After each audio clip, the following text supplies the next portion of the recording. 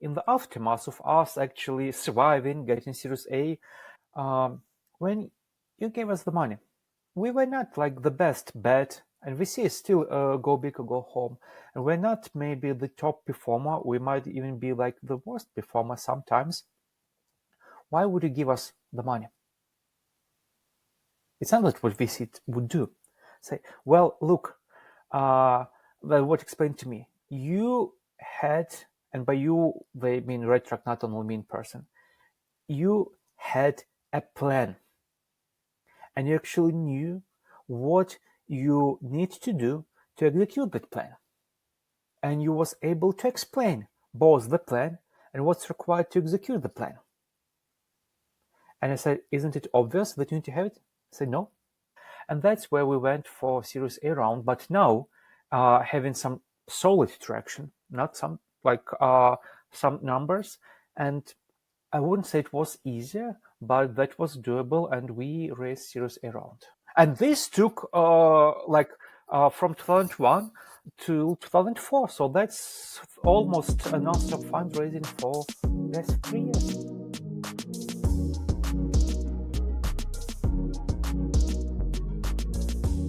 You're listening to Forum Founders. We tell stories of immigrant and first-gen entrepreneurs, investors, operators, and ecosystem builders. And on the show, you hear incredible stories that often go untold.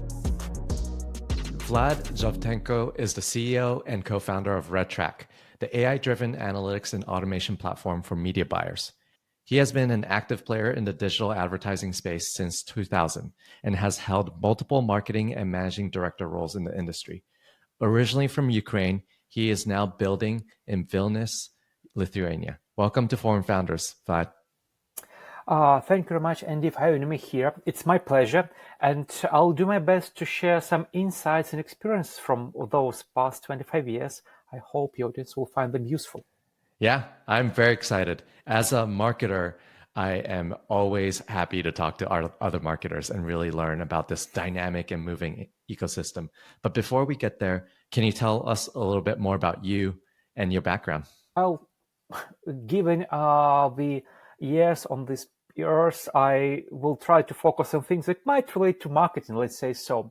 So there was a funny story that while being and it's a long one, but I'll try to keep it short, when I was a first-year student, I signed up for Hitchhikers Club, and I wanted to go hitchhiking. Like the first year, I came to my parents and say, "Hey, dear parents, I need $200. It was 1996. It was a lot of money in that times in Ukraine. I need $200 to go hitchhiking." I said, "Dear son, we can give you 100. I said, "Look, it's not enough." And that's how I started to look for a job. Which was very difficult at those times for a full-time student. So probably being persistent and lucky to an extent, I landed as in receptionist in Ernst Young. And it was a dream because I had access to internet in 1997, and my job was in, so I had a lot of free time to actually pre-use the internet for my personal needs. So very quickly, I stumbled across a site that was called ClickZ. I read about all the things like digital websites, internet marketing, ads, binary networks. Wow, this is what I want to do. And I wasn't thinking about that, to be honest. And that's how we started. So a couple of years down the line, I was leaving Ernst Young. I know at that time it was still Big Five. And it was year 2000. It was, "Hey, Vlad, you're kind of leaving international financial company for digital startup. What is the digital startup? What is this internet thing? What are you doing?" Say, "Well, I maybe not sure what I'm doing, but I really love it. I want to keep doing that. So that's my next move." And to be honest, I never looked back. It's been 25 years. I'm still enjoying all things digital, although by maybe a couple of years we'll start saying digital will shift towards maybe AI a bit, but it's an exciting place to be for all those years. Maybe not the easiest one, but there is definitely something happening always. You touched upon the AI piece, and that's something I want to explore later because at least for me as a marketer too, that's the conversation that's happening all the time. But you got down into the rabbit hole of digital advertising, and then you start working in digital advertising. At what point did you want to start your own business? Is that something that you got from seeing people around you, your family? Like, what was that itch? I think it was never about, although it ended up starting the business. And to be honest, I launched the first company in 2003.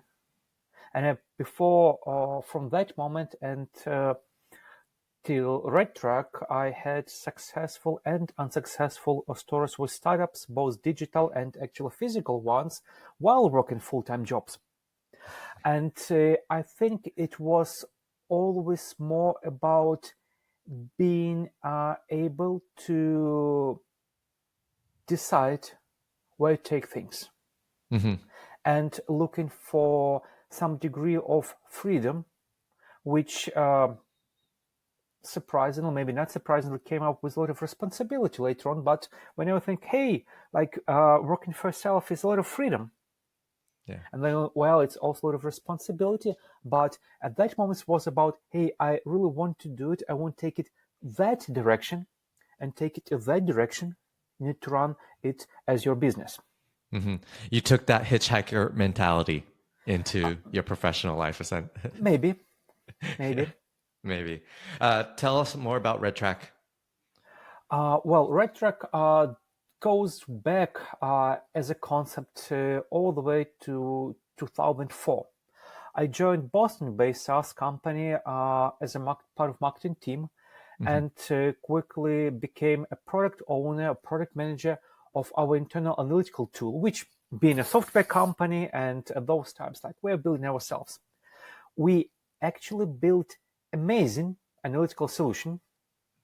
It worked only 3 months because in 3 months it got so many data points and records that it just broke down and developers, hey, just buy something. We don't want to maintain it, to update it.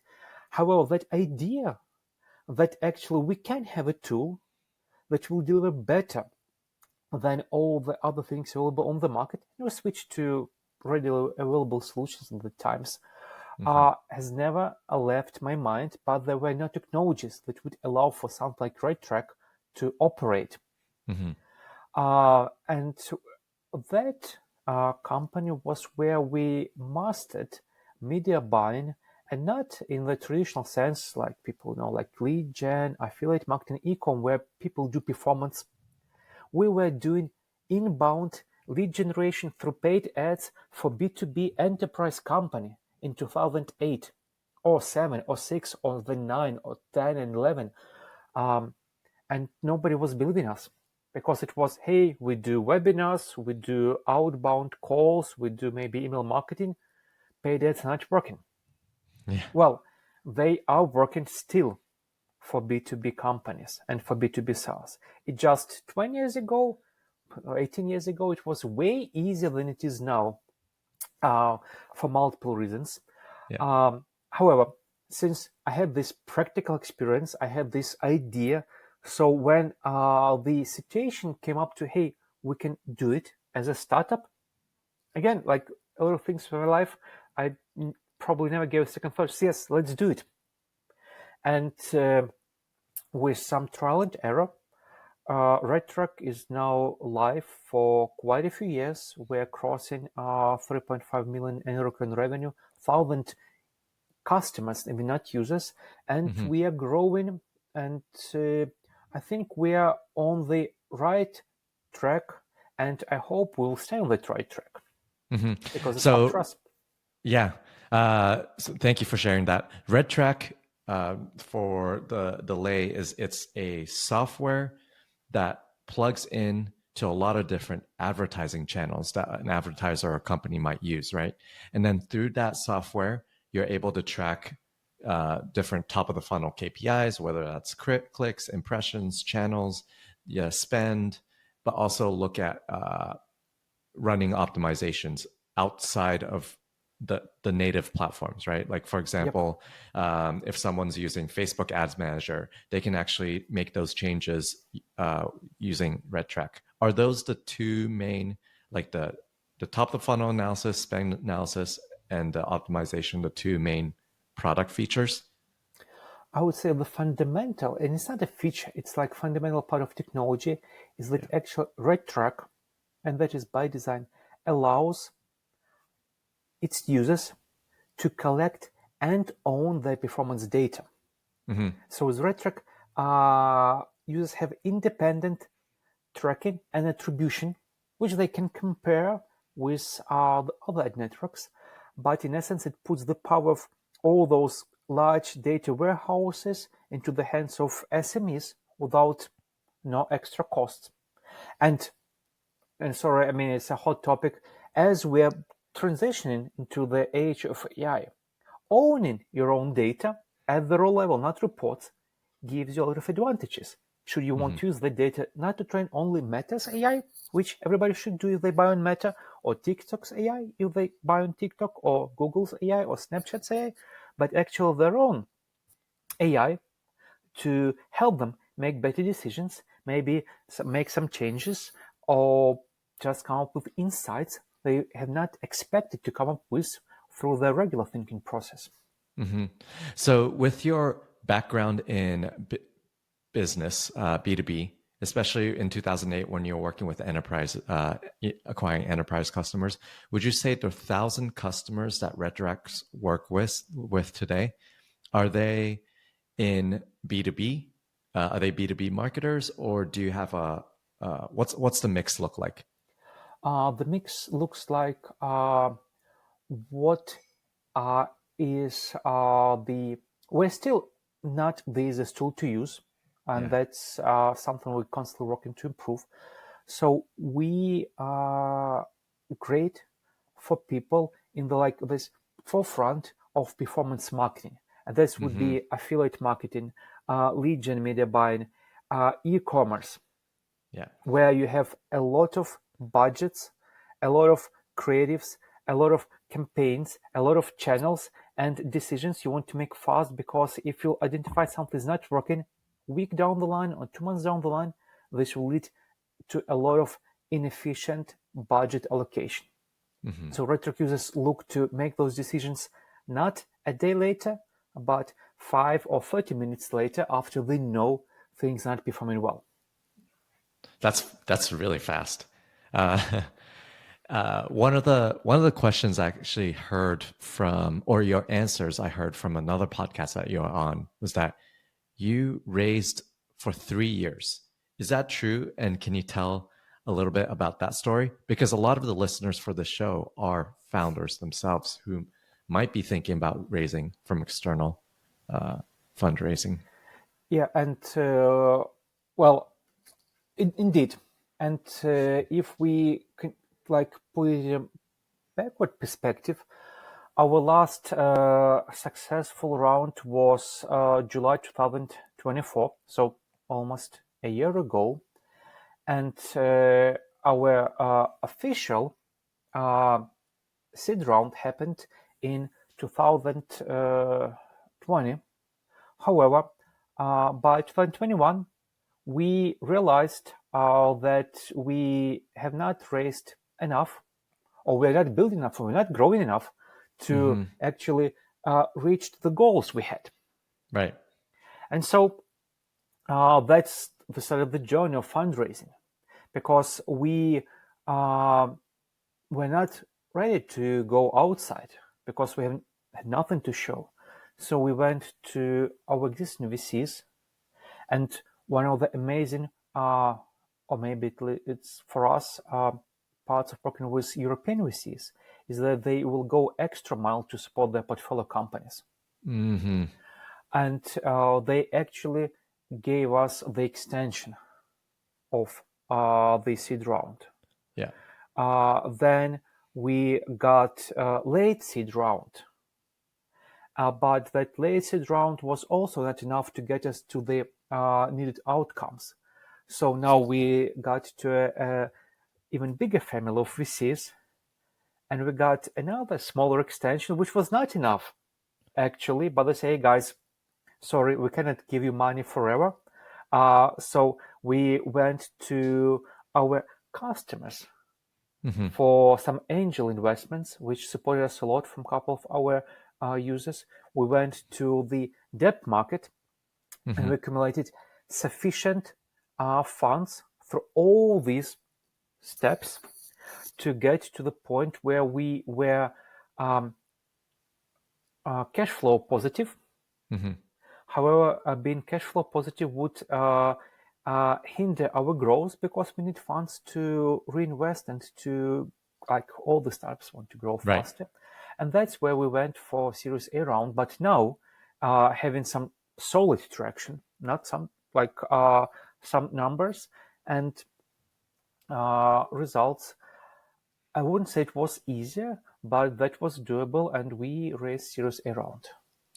Yeah, long journey. And this took from 2001 to 2004. So that's almost a non-stop fundraising for last 3 years. So what I heard is there are multiple moments where you had money in, but you said that's not ultimately enough. Would you do anything differently in hindsight?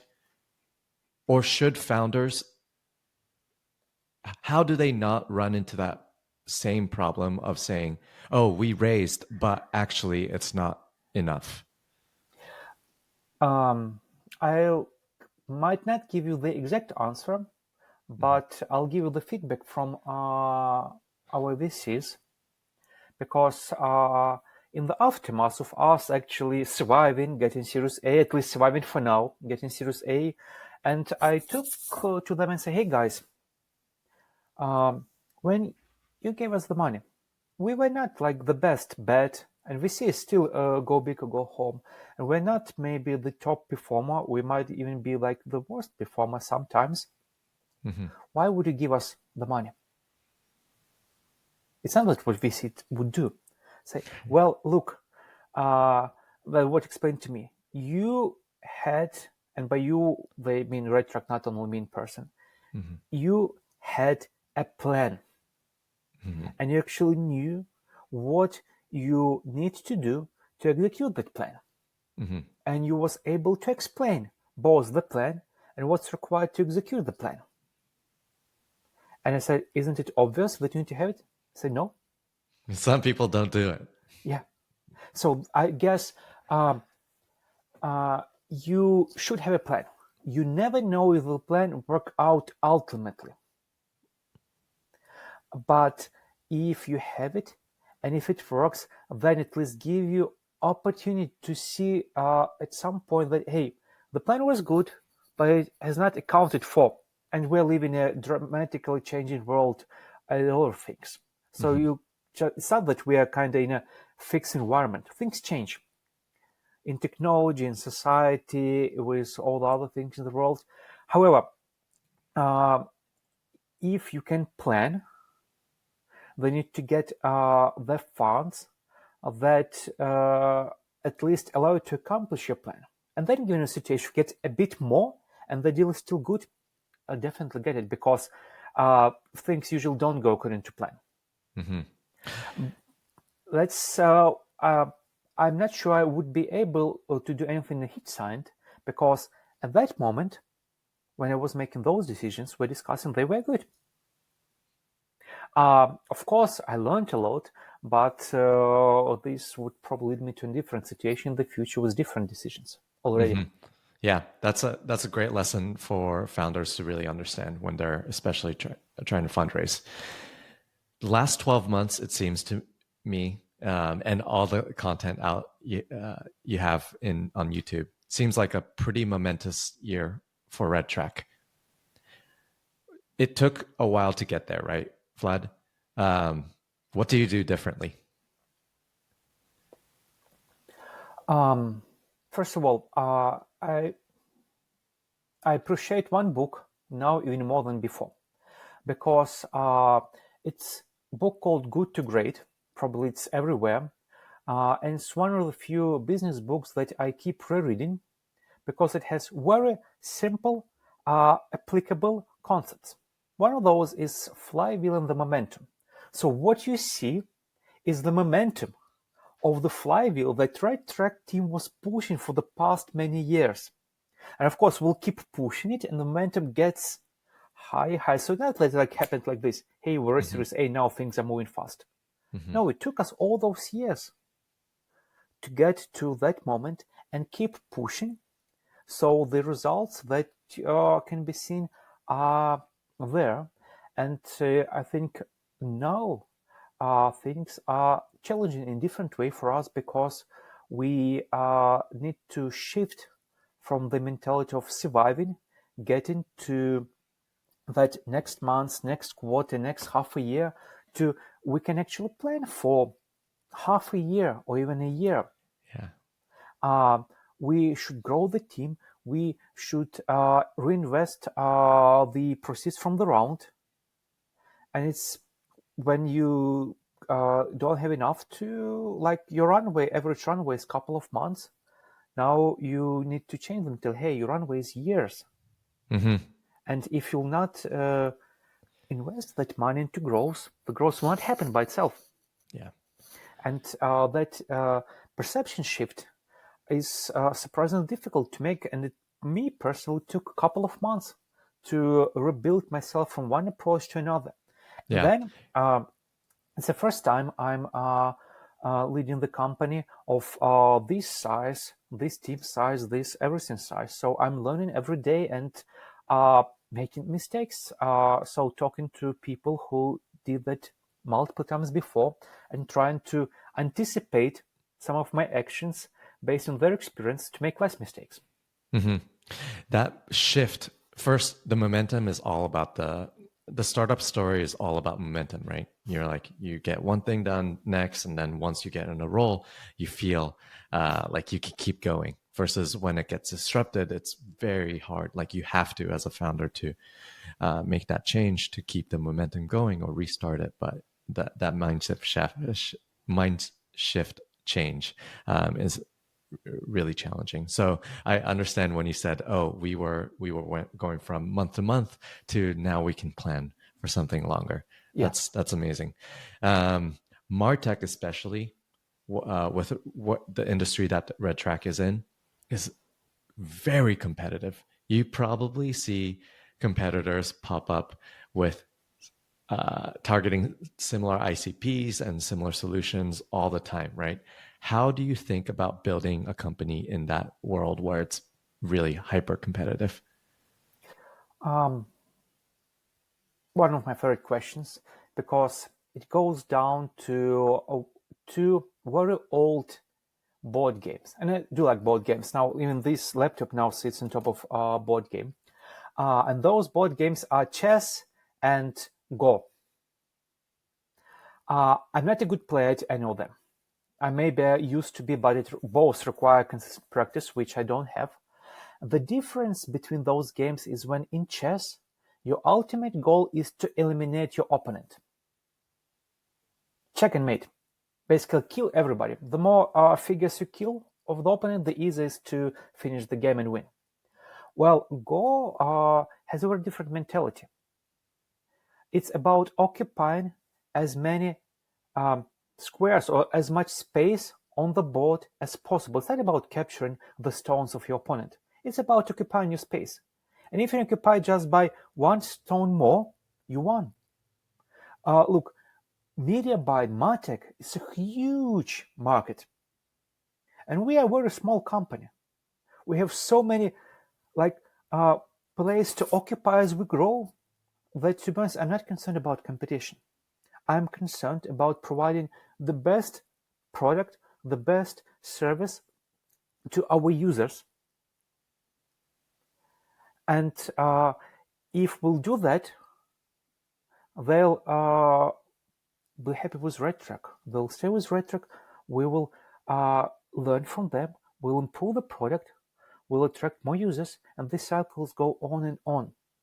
So, and I'm happy when there are other companies in the market that do great job to the similar audience, because then we can learn from those companies. One of them is right now going up market, because they cannot retain the customers in the SME segment where we can retain the customers. Say, hey guys, I'm so happy you exist because you prepare the whole market for our product and you leave it to us by going up market. Great opportunity. So we'll take that piece of space, and that company might be 3-5 times bigger than us. Great. We are concerned about our product, our quality of service, our outcomes. Maybe for some corporations, it's a different strategy. For a startup, no, it's not. We are too small to care about, hey, that other company is doing the same. We cannot do nothing about that except being the best product or striving to be the best product.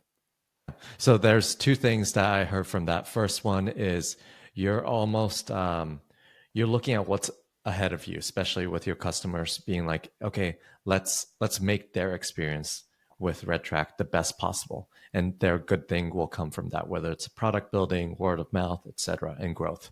The second thing is you think the market is big enough where it's a rising tide lifts all boat, in the sense that the pie will grow and these competitors are finding different opportunities.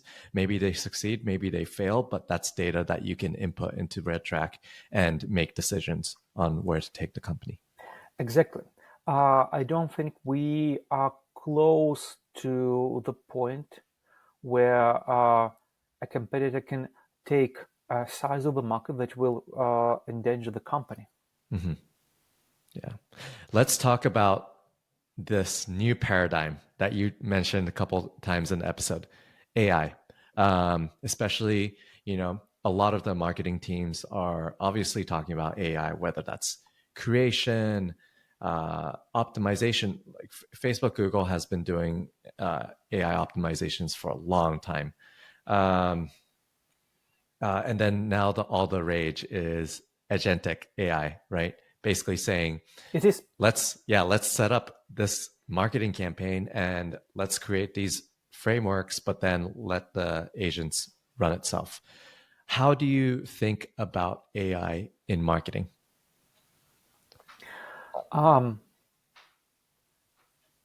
Happens so that I've seen the rise of internet, and I was the enthusiast. Yeah. And I remember times where there was such a concept, internet company. Do you hear that now? No. Absolutely not. But now we hear AI companies. Right. My expectation that internet took like years. With AI, things are more, like with any new technology, things are moving faster. Mm-hmm. So 2 years down the line, maybe even, next year unlikely, but 2 years down the line, nobody will be saying AI company, because AI will become the technology that we'll be using naturally for doing things. Mm-hmm. So it's not about talking about it, it's about start using. And we in our company, we talked for quite some time, for maybe a year, until we say we need to stop talking and start using. And of course, we're building part of the product, but part of the processes, it was challenging because it wasn't working. I mean, it wasn't good, but because the power players, like the Perplexity, the ChatGPT, for us, I mean, we're talking about something that's more applicable to our daily operations, are advancing so fast. Something that was not working a year ago is giving excellent results now. Mm-hmm. So what we did, we said, hey, let's burn that AI candle, not from two sides, like internal and external, but from as many sides as possible. So we engaged multiple third-party providers with multiple projects for several teams in RedTrack. Mm-hmm.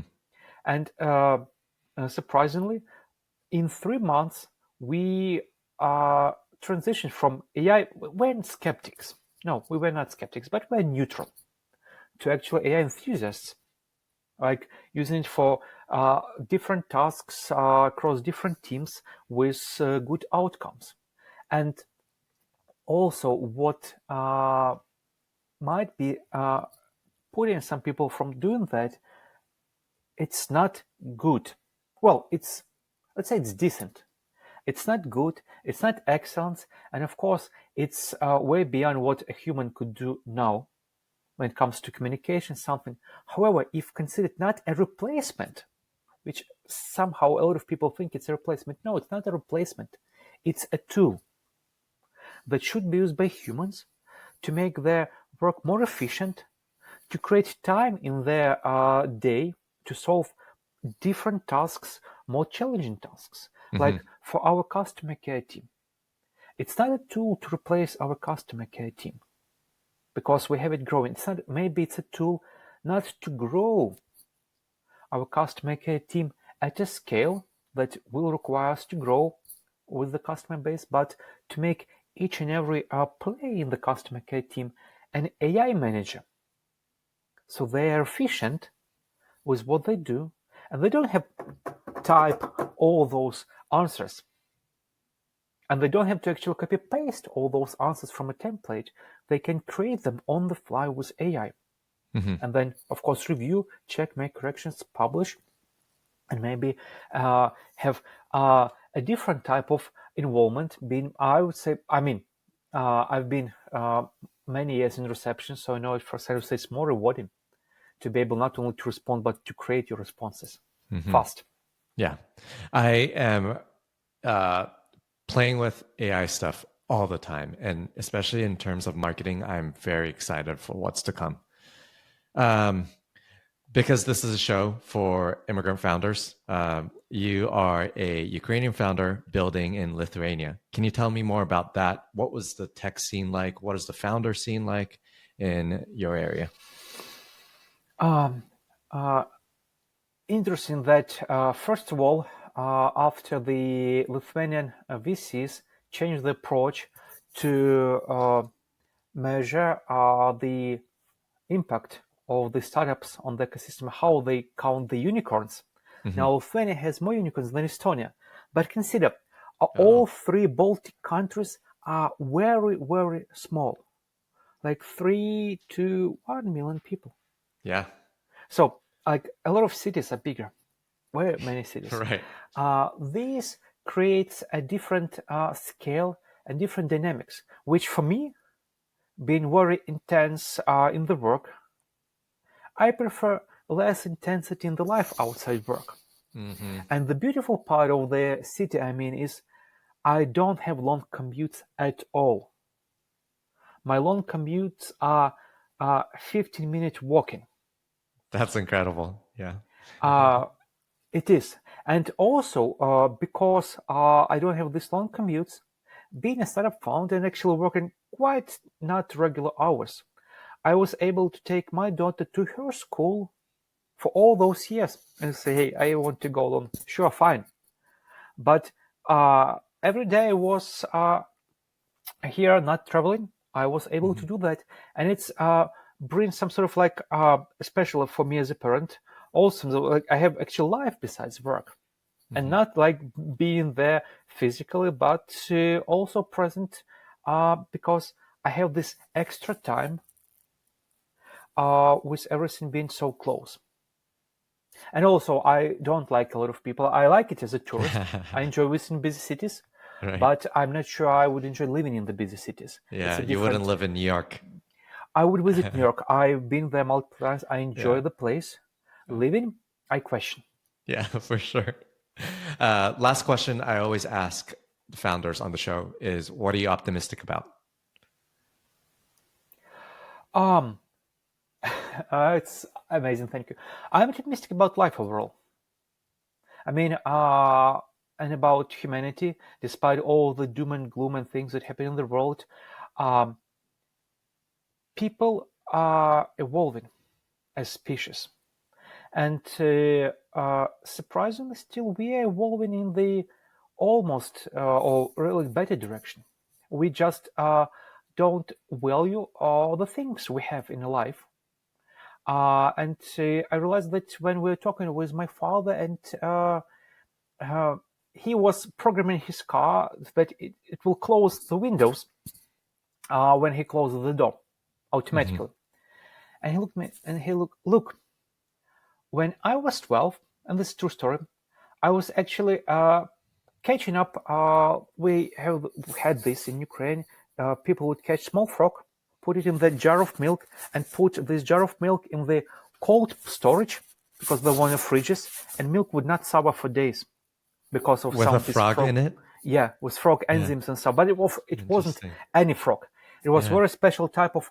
It's probably not even frog in English that lives in very clean streams and creeks.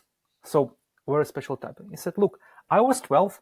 I was doing that, and now I'm programming the windows on the side door of the car to close. When you was 12, you was learning to program basic, and that was true. I was having some programming courses when I was 12. Imagine what you will be doing at my age. Look, I'm already using AI to do things instead of me, fast. It was science fiction even 10 years ago. So to wrap it up, yeah, I'm optimistic about where humanity is going, and it's as a society, and I'm a sociologist, so maybe it impacts my thought path. We passed through some different periods of history, but in the end, it always we're getting better. I mean, most of us have water, food, so it's a lot compared to what was in the past. Yeah. Well, thank you for being on Forum Founders and sharing your journey with RedTrack, building a company, and then ultimately seeing what's next. I'm really excited to share this episode. Thank you, Vlad. Thank you very much. It was my pleasure.